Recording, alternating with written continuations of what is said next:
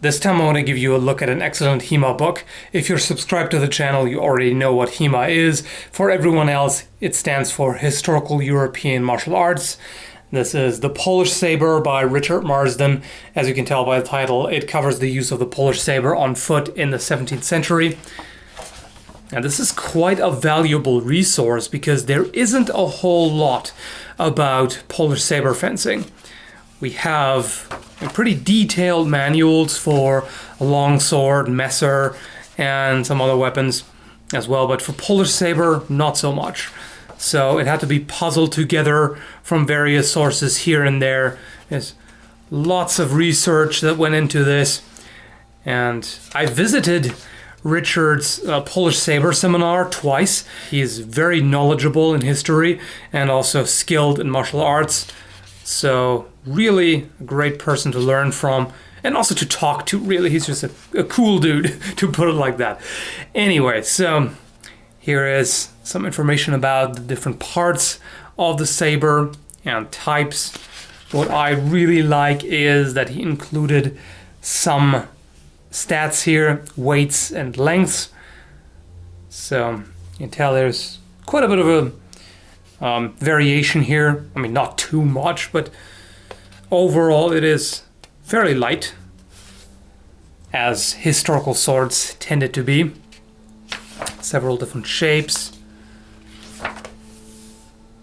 So here it explains some of the sources, some information about how they trained, how they dressed, and a variety of things. And here he goes into other sources as well. German is an obvious choice because the Dusak shares a lot of similarities with the saber. It is shorter, but many of the guards and techniques still apply. So that's always good to cross-reference. And here we've got some of the basics of sword fighting. So that's very useful if you're only just getting into it. So the measures, the distance to your opponent, and definition of tempo, martial validity. Those are all really important basic concepts. You know, at what times you move, and you know, if the maneuver that you choose, if that actually has any validity in real combat, or if it would just get you killed, or not do sufficient damage to the opponent, things like that. There's movement.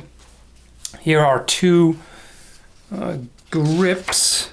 Now this is the standard grip with a saber, so what you could call the hammer grip, whereas this grip here would be used more rarely. It has some disadvantages. Like, for example, your opponent could fairly easily beat it out of your hand because it's a somewhat weak grip. And here we go into different kinds of cuts. Wrist cut here, Molinet, how that's performed. Targets. Response to an unskilled, powerful attack. That's always good to know. That's something that they had to deal with in historical duels as well. It's not just in modern times where you have a bunch of people who just rush in and swing wildly. That has always happened, and there are ways to deal with that, of course. So what I really like is the high quality photos.